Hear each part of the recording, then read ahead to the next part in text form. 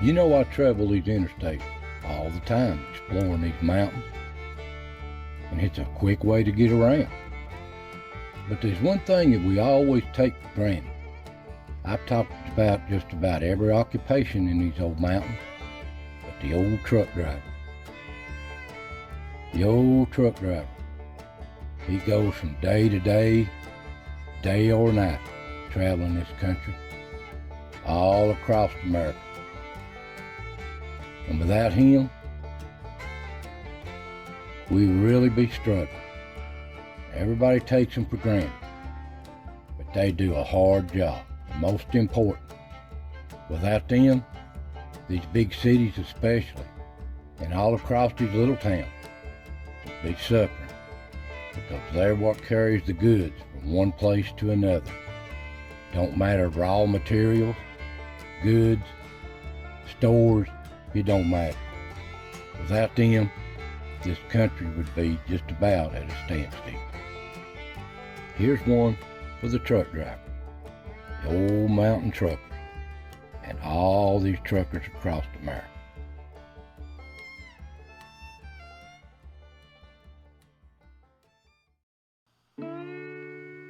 Now, the truckers had a humble beginning.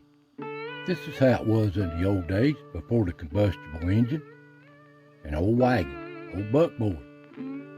This is how they got around between the communities, little towns, and transporting goods from one town to another. That's the way it was. And they'd haul big loads from settlement to settlement across this country. Big loads like this. All kinds of animals. And the name, this is how they got the name Teamsters. They took care of these big teams of horses and mules, pulling all these wagons, supplies and goods across the frontier. And still, the name still stuck today.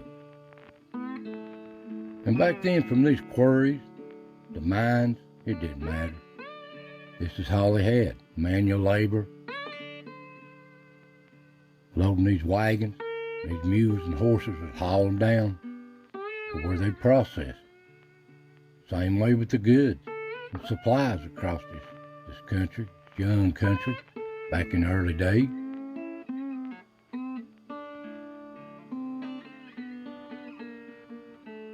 Even the old logging, before the combustible engine, the good old trusty set of mules or horses. This is how they got them down out of the mountains and the woods, even in the mine.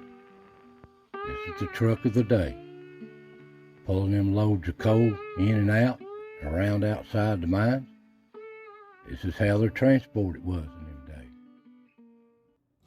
But when the combustible engine come out, they started these young little trucks here, the early models, hauling stuff off these farms out in the rural areas to the marketplace. And even in logging, they started trucking these logs, loading them up here and hauling them out of these big forests all across America, especially these mountains. Old trucks like this.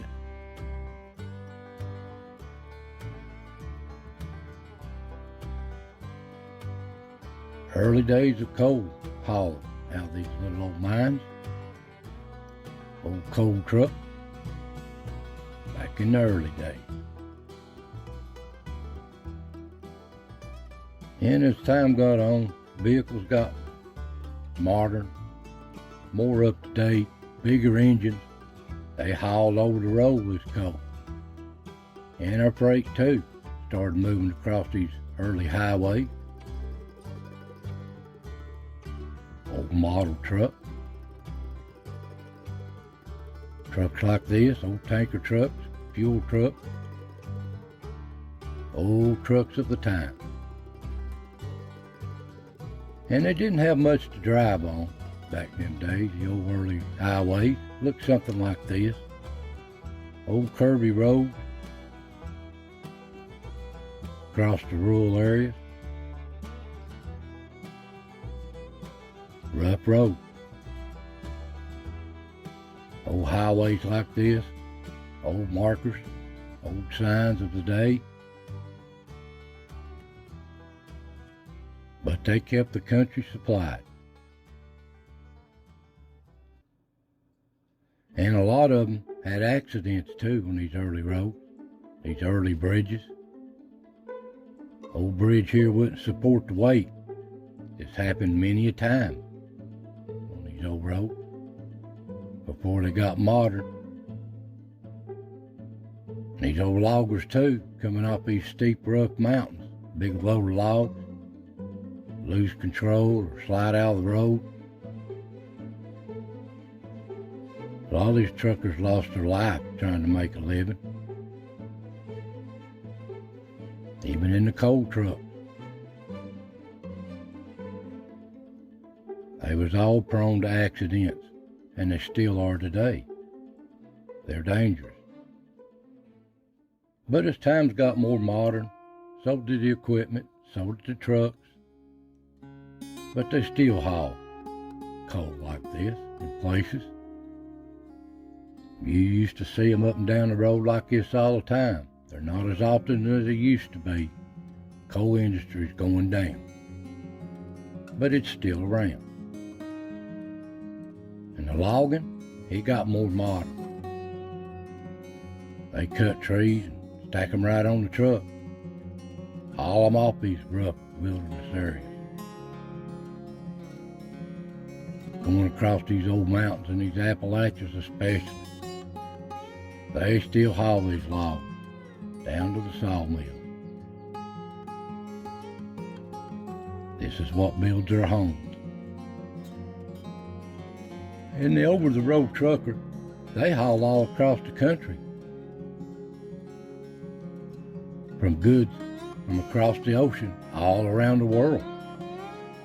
They bring them into ports, and they load them right on the back of these trucks, and they take off hauling all across the country to supply all the merchants, stores, vendors in these cities.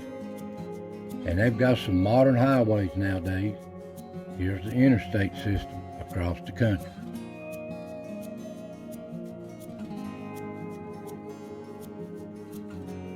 A lot of country roads here too. It's not even shown. And they travel in all kinds of weather, good and bad, year round. They're even trying to travel when the conditions is impossible. Even at night. All night long. Across this country on these interstates.